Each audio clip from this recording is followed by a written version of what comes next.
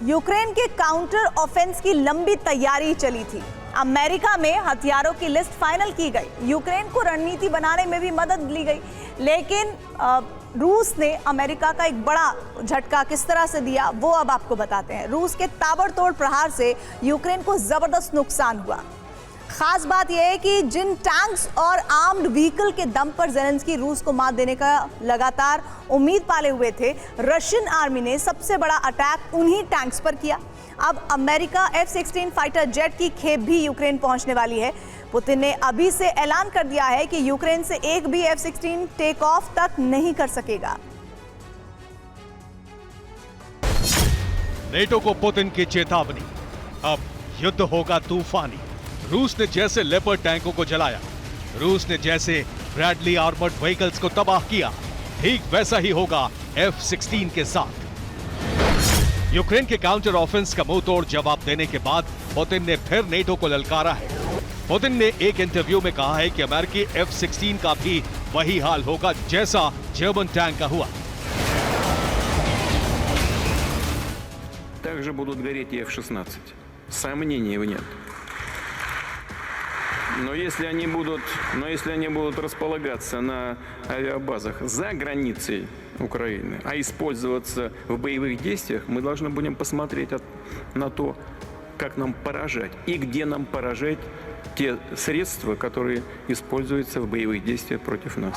Putin ने interview में जो दावे किए हैं वो अमेरिका और नेटो की ताकत और दावों पर सवाल उठाने वाला है। पुतिन का दावा नंबर 1, नेटो से यूक्रेन भेजे गए 186 टैंकों को रूस ने नष्ट कर दिया।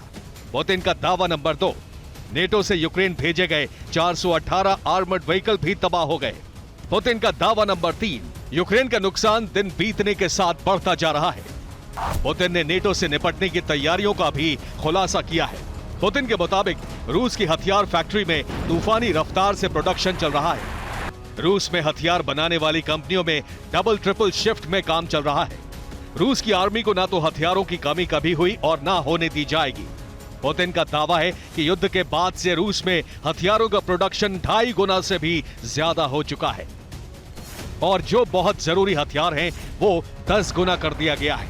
अब पुतिन का अगला टारगेट F-16 फाइटर जेट है।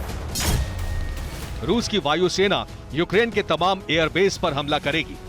एयरबेस पर मौजूद F-16 फाइटर जेट को जमीन पर ही नष्ट कर दिया जाएगा।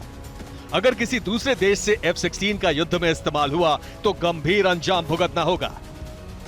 पैट्रियट की तैनाती के बाद रूस के बॉम्बर और फाइटर जेट यूक्रेन के एयर स्पेस में नहीं आ रहे हैं, लेकिन कैस्पियन सागर के ऊपर से रूसी फाइटर लगातार यूक्रेन पर मिसाइल हमले कर रहे हैं। माना जा रहा है कि यूक्रेन में F-16 के एंट्री के साथ ही यूक्रेन के तमाम एयरबेस पर मिसाइलों से प्रहार शुरू हो जाएगा। यूक्रेन के पायलट्स फिलहाल F-16 को उड़ाने की ट्रेनिंग ले रहे हैं। ट्रेनिंग पूरी होते ही यूक्रेन को F-16 की सप्लाई शुरू कर दी जाएगी।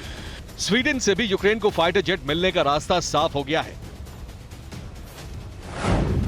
स्वीडन से यूक्रेन को $2 करोड़ 35 लाख की मदद मिलेगी। स्वीडन यूक्रेन के पायलट को फाइटर जेट उड़ाने की ट्रेनिंग भी देगा। यूक्रेन में स्वीडन से हथियारों की नई खेप भेजी जाएगी। स्वीडन ने इससे पहले 11 बार यूक्रेन के लिए पैकेज का ऐलान किया है।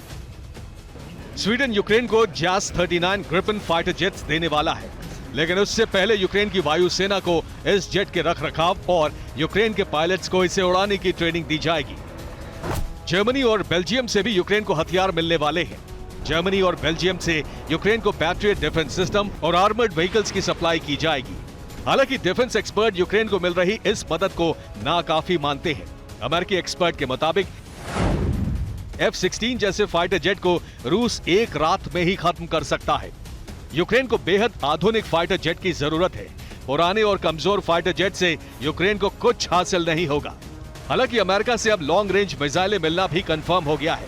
अमेरिकी सांसदों ने यूक्रेन के लिए अटैक एमिस खरीदने के लिए बिल जमा कर दिया है। अमेरिकी कांग्रेस ने एक नया रक्षा बजट पास किया है। बजट में यूक्रेन के लिए $80 मिलियन रखा गया है। $80 मिलियन से यूक्रेन के लिए आर्मी टैक्टिकल मिसाइल सिस्टम खरीदे जाएंगे। इस बीच युद्ध को रुकवाने के लिए अफ्रीकी नेताओं का एक डेलीगेशन शुक्रवार को कीव पहुंचा। अफ्रीकी शांति मिशन के तहत डेलीगेशन ने ज़ेलेंस्की से मुलाकात की। यूक्रेन के दौरे के बाद डेलीगेशन रूस के सेंट पीटर्सबर्ग भी जाएगा और पुतिन से मुलाकात करेगा।